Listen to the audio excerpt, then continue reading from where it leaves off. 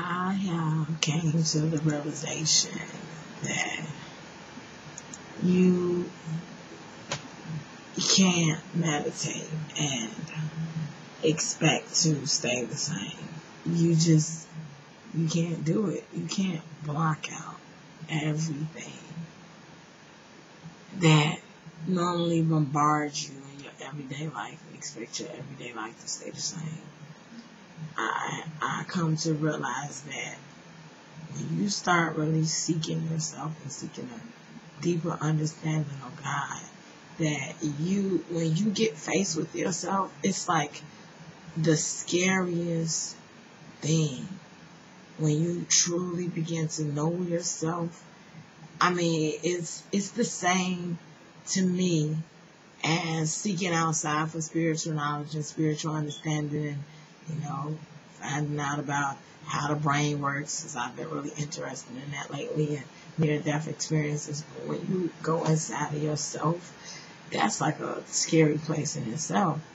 Like going inside of myself and being faced with all my particular conditionings, no matter how good intentions they are, they're still conditioning.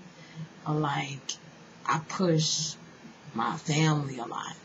I push my wife a lot mentally. I don't let shit ride. I'm a very thorough thinker, and I challenge them to be thorough thinkers, and it makes everyone around me miserable. My daughter hates it. My kids don't mind too much. They haven't got to the point where they hate it. My daughter absolutely hates it because she wants to be superficial completely, and I won't let her. And my wife is lazy-minded, and she's like a fat person that want to lose weight, sit on the couch and say, I want to lose weight. She's lazy-minded. She wants to be a thorough thinker and a lot of thinker, but she's lazy. So, you could be with somebody and be like, why don't you get up and exercise? But since they lazy, they really don't want to. And I get faced with why I push her so hard to be a thorough thinker. It's bad enough she got this mental illness, but I'm pushing her because I understand the potential, the greatest capabilities that are most of the time suppressed in the human spirit, the human mind, the human brain. And I'm trying to get her to see it. And she don't want to think. It hurt her head, It's like she don't want to face herself. That shit is uncomfortable. Who the fuck want to do that? I don't know what's wrong with me, the reason why I want to do it, right? But, so, today I went through this whole traumatic experience of the realization of why I push her so hard. I push her so hard because my life is dependent on hers now. I've never been in a point where my sustaining my existence and my children's existence was dependent on somebody else before now. And don't get me wrong, I know at the end of the day, through all the bullshit, that I can get up and do whatever I gotta take, whatever it takes. If I gotta get 2-3 jobs, I know I can do it. But it's like I'm pushing her because I can see the future of the karma and effect of somebody else. Like if you do this, this is gonna happen. So I'm pushing you not to do it because ultimately, by me being the caregiver of my family, whatever mistakes they make, I pay for. Whatever karma they, get on their life, it causes my life, to suffer too, because I'm still feeding into that suffering. And my family is like the one attachment that I don't let go and let God, I don't mean that literally, but surrender the authority over the control of it, because I feel like they depend on me. I mean, it comes from a good place. But I feel like they depend on me to survive, and letting go and just letting wherever my spirit guides take me, wherever the wind blows me, and not worrying about tomorrow. Not worrying about tomorrow is one of the scariest things that I could ever do, because it's like, well, somebody got to worry, which is a complete contradiction to believing and having faith in a predestiny and a predetermined path. I mean, at the end of the day, tomorrow's trials and tribulations, however they may come, ain't no sense of worrying about them ahead of time. You can only deal with them when they get there, and I know that. But it's like the conditioning. I'm so used to living in the now and focusing on the future moment instead of the now moment. I mean, I do both. So just letting go of that and, you know, surrendering that. It was like such a traumatic experience for me. I was free from it, but it's almost like I call it getting naked, because it's like you got all these extra layers of your skin that are protective to your. You okay? Where you going, to the bathroom? Yeah. Okay. I said, go ask mommy. Little thing. You already know you shouldn't be asking me none of Poppy said. Go use the bathroom. Poppy, you already enough trouble. It's like, it's like having on a bunch of clothes. And somebody making you take off the clothes, and you know underneath the clothes you're naked. So, you know, you taking off that coat and you embarrassed and you crying because you know you naked underneath, and you don't want everybody to see you naked. It's like, you know, and I'm like reluctantly shedding it. And the crazy part is, right when I think I'm naked, I realize I got another coat. It's always something else. I mean, it's like unshedding the layers of conditioning and identity and everything, and really dissolving ego. You know, it has to mature. It has to get to the point, identity, I has to get to a point that knows I so well to completely disregard I. And I'm in the process of knowing I and disregarding I and giving in to a higher power, so to speak.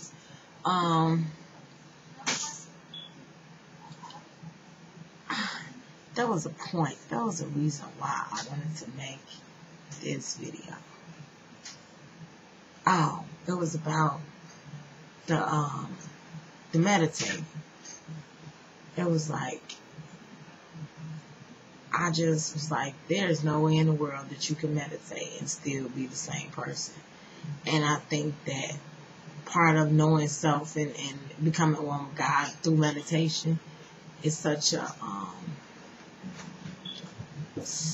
a journey in itself that somebody who don't do it wouldn't understand. Like what I was saying. Oh, I wanted to tell this story. Okay, so a couple years ago, about 3 years ago, I was studying tongues in the Bible, and I was reading all these books about speaking in tongues, what it was, what you could do. Because for me, being in church, growing up around tongues, I looked at it like a heavenly language that you just, it's like learning how to speak a different language because you've been around that language before. You've been around that language so much, like Swahili. You've been around the words so much you can say the words even though you don't know what they mean. It's like tongues are a different language. This is just my own personal, what I got from it. You know, and I think they're utterances that have vibrations, spiritual vibrations. So you can have this overwhelming urge to have that utterance of that spiritual vibration, and you can feel that, like that the vibration of you speaking it will go out and then turn around and go back in, and it's like a trance state where it's completely disregarding the left brain completely, no logic to it whatsoever, and it's in a trance state where you can bypass the left brain. And you know, I think that for people that don't know whether tongues are real or not, I started speaking tongues because I learned the language, just hearing it.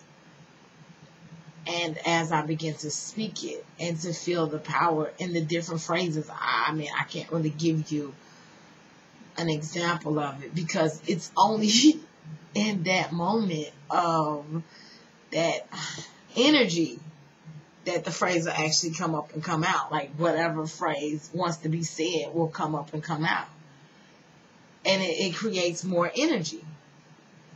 That was just from being in the midst of it. But I wanted to know, so I learned, different concepts. And I learned this concept of a stutter tongue. And it's a trance state, right? So, I tried it one day.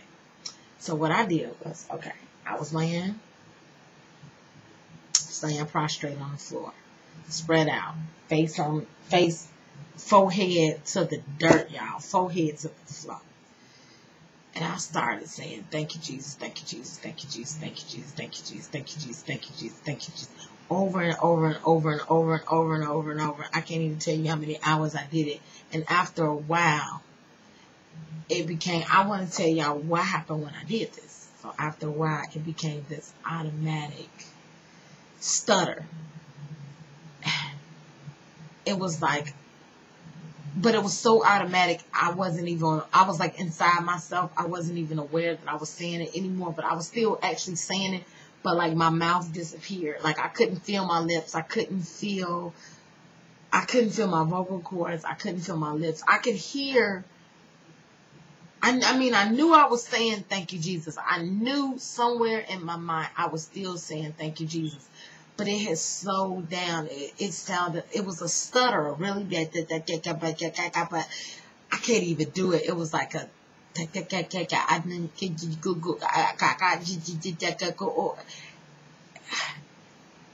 but in my mind, I was still saying it fast. Thank you, Jesus, thank you, Jesus, thank you, Jesus. And it slowed down to this stutter. And I heard this music playing. I could hear the stutter in my head. And it was like I could hear the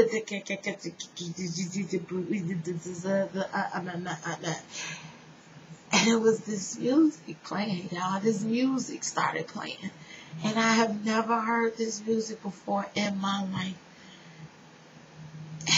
And I can hear it in my head right now, but I've never heard this music on earth. I've never heard it. I can't even explain to you what it sounds like.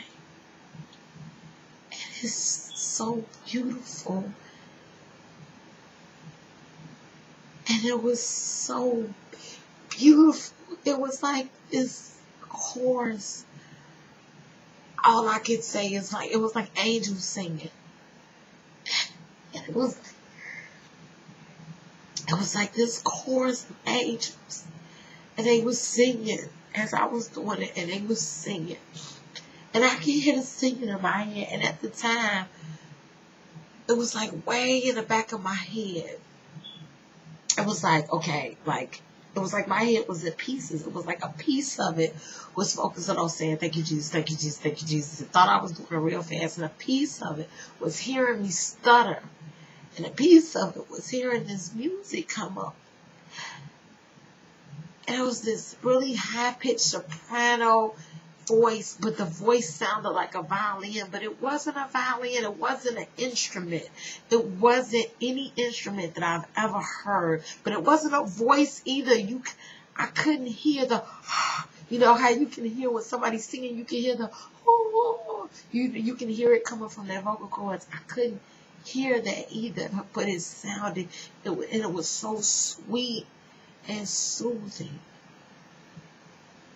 And y'all, I did it. I don't even know, time wasn't even, I can't tell you how much time came.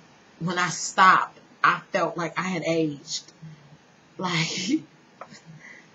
I stopped, I felt like I need a nap. What year is it? And I couldn't even pull myself out of it. When I started coming to myself and saying, okay, you need to stop. I couldn't stop. I mean, I could, but it was really, really slow. and my whole body was on fire. When I finally stopped and I sat up and everything was hot. I mean, my body is getting hot right now just talking about it. The same way it felt like flames was on my skin, except they didn't hurt. But I just felt real hot and real warm. And being in my house, doing this in my house, and experiencing this power, this hot, this heat, I was like, how I felt afterwards was,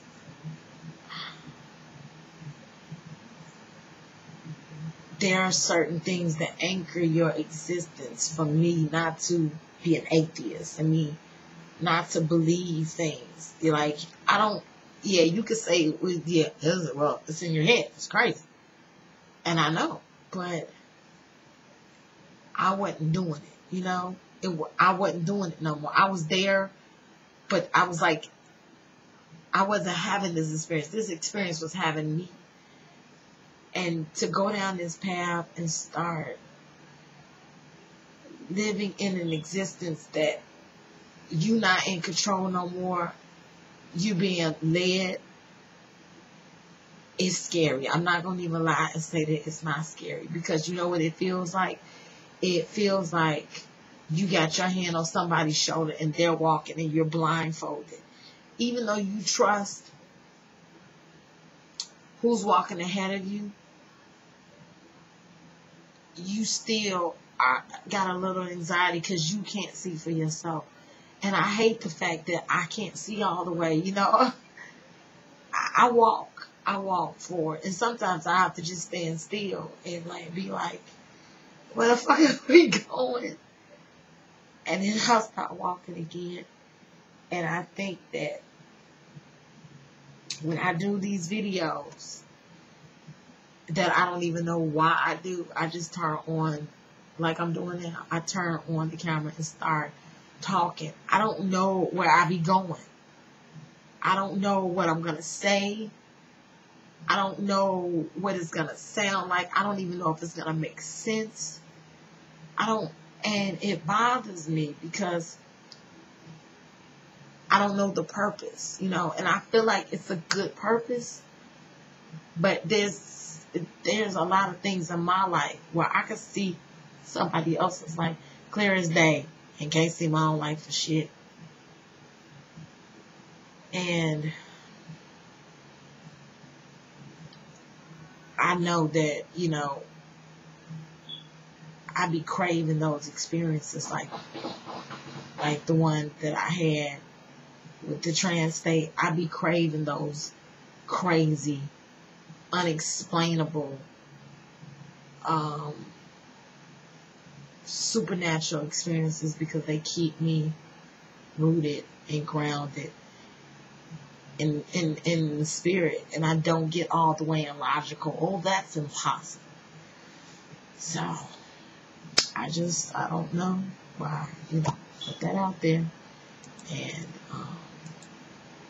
I thank everybody who watches my videos. I know I don't get a lot of comments, and even if I get 30 to 40 people who actually sit down and take the time to watch the video from beginning to end, I be grateful for that. I be wanting, I'm a feedback type of person. I be wanting to know what people think, because to be perfectly honest, I feel so alone most of the time. I feel like I'm alone in this. And even when I get on the internet and I watch other people's videos, like I've been subscribing to a lot of people that are conscious and enlightened, and, you know, teachers and, you know, way showers and light bearers, rainbow children, all that, you know, somebody would classify new age stuff, psychic mediums and stuff. And I've been connecting with a lot of them, but I connect to everybody on one level, but on another level, I don't come from where they come from. I can't relate to everything that they do and everything that they say. And I'll give you a good example of it. For them to have one with God, they might put on some meditation music and sit there and, you know, a lotus position, and, you know, that's where they get their joy.